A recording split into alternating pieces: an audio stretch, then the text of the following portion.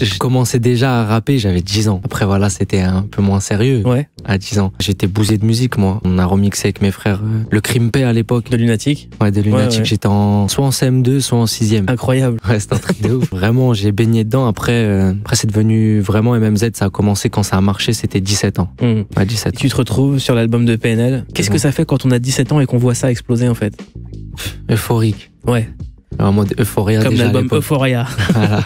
Déjà à l'époque, j'étais comme un ouf. Non, moi, c'est des moments, des ressentis, je pourrais même pas expliquer, je crois. C'était un truc de ouf pour moi. Parce que je kiffais trop la musique, j'aimais trop ça. J'aimais trop ça. Et puis même eux, les deux refs, je croyais en eux de ouf.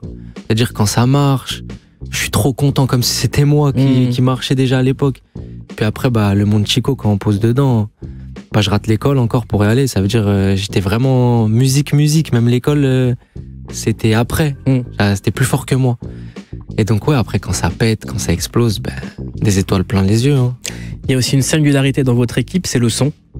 À quel moment ce son il est né en fait? Franchement, en fait c'est bizarre parce que on était tous sur la même longueur d'onde.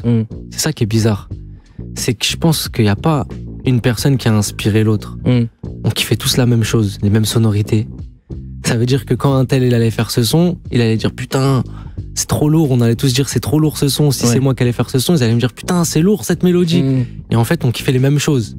Et je sais pas comment ça arrivait, mais on s'inspirait, on écoutait les mêmes musiques aussi, on avait les mêmes références, beaucoup aussi de musique aux States.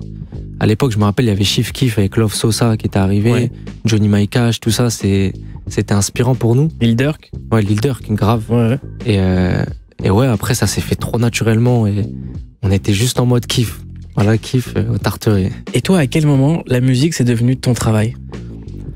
La musique c'est devenu mon travail. Déjà, j'ai pas eu mon bac. J'ai pas eu mon bac à cause de la musique. Je suis allé clipper Coca. Donc du coup, j'ai eu 0 éliminatoire en sport. Ne faites surtout pas comme lui si vous nous écoutez. et du coup, après ça, je comptais rattraper mon bac. Mais en fait, après Coca, ça a été très très très vite. L'été, on était en showcase. On a enchaîné les clips, on a enchaîné les millions de vues. Et fin d'année 2016, on sort notre album Tout pour le Gang qui est certifié disque d'or quelques mois après. Donc en vrai, on n'a pas eu le temps de comprendre quoi que ce soit et donc j'ai pas eu le temps même de rattraper mon bac. À quel moment, Moa, t'as décidé d'évoluer en solo? Franchement, à l'époque de Sayonara, ça commençait déjà à enregistrer parce que déjà moi dans chaque album MMZ j'avais un solo. Donc j'étais déjà dedans et Laser il m'encourageait aussi à le faire. Et c'est un truc qui me donnait envie. T'as vu, moi je suis quelqu'un des nouveaux défis, ça me donnait envie. J'avais peur même que ça plane ou ça stagne un peu MMZ. Je voulais tester autre chose. Et nous deux, on était sur le même délire. Ça veut dire que vas-y, ça a été naturel. Est-ce que les Daft Punk c'est une influence pour toi? Franchement, les Daft Punk, j'ai écouté, ouais, grave.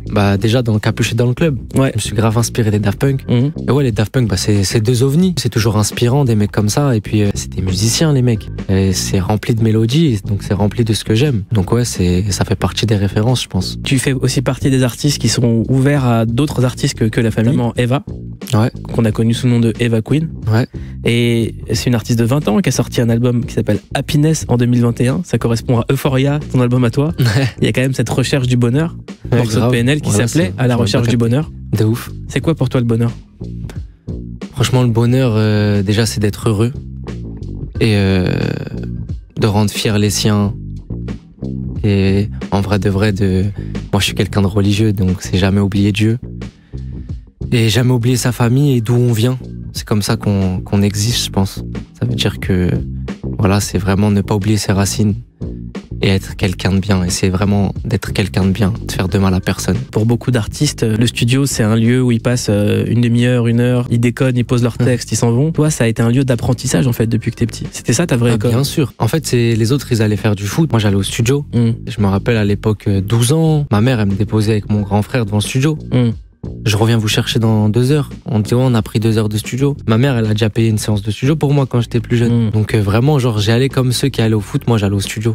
Et puis je pars du principe où même à l'heure actuelle, c'est important d'y aller souvent parce que c'est un exercice. Si t'arrêtes l'entraînement de foot, tu vas forcément, faut demander à CR7, tu vois, si t'arrêtes le studio, ça va être très dur la reprise. Et pour moi, il faut tout le temps aller dans la salle du temps s'entraîner. Est-ce que c'est ça le point commun en fait entre vous, les artistes des Tarterets? Je pense. C'est cette rigueur en fait. Ouais, je pense que c'est ça.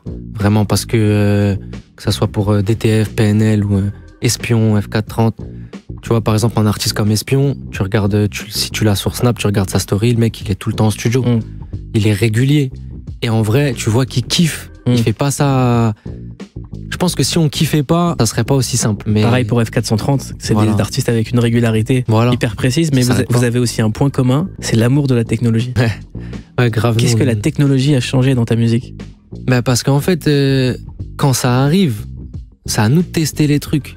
On a eu la chance aussi de bosser avec des ingénieurs du son qui, NKF et Chris Dope Music, eux, ils nous mettaient des effets de guitare électrique sur notre voix. Et nous, on kiffait. Et je me rappelle à l'époque, en 2013-2014, tu sais, les petites voix, les sonorités autotunées et tout, derrière, ben nous, on pétait les plombs sur ça. Et donc, quand on arrive après en studio avec NK et tout, même moi, change d'effet, fais voir plein d'effets. Mets un effet qui est pas fait pour une voix, mets un effet qui est fait pour un instrument. Et après, quand on entendait ça, wow, c'est un truc de ouf et tout, mets-le derrière sur le refrain, pré-refrain. Donc pour nous, c'est une évolution. Pour moi, c'est une évolution. Très jeune, vous êtes parti produire des clips avec des énormes budgets en indépendant. Elle vient d'où cette envie de mettre autant de moyens dans l'image que dans la musique? À l'époque, parce que tu dis énorme budget, mais c'était plus raisonnable à l'époque parce qu'on commence avec Mambi de Fanatic Prod maintenant, qui est devenu gros, qui fait pratiquement tous les clips de rap. Mais à l'époque, lui, il fait rien. Il commence avec nous. Donc, du coup, on était liés, on faisait ça ensemble. Donc, c'était pas forcément des très, très gros budgets. Et on aimait bien partir à l'aventure. Et il y avait notre manager qui était derrière nous et qui a investi un peu sur nous. Et ouais, franchement, on avait vraiment envie de donner une image à nos sons. C'est pour ça que c'était important pour nous. Et voyager, c'était, je sais pas, ça s'est fait naturel, ça aussi. On avait vraiment envie de voyager. Il y avait des pays qu'on voulait voir. On était plein d'idées, plein de Google Images tout le temps dans le groupe. Mais viens, on va là, c'est possible d'aller là. Bah ouais, c'est possible, j'ai regardé les billets, ça coûte même pas cher et tout pour aller là-bas. On était au Honduras. On a fait 30 heures de vol. Et vas-y, c'était... Et les animaux, surtout.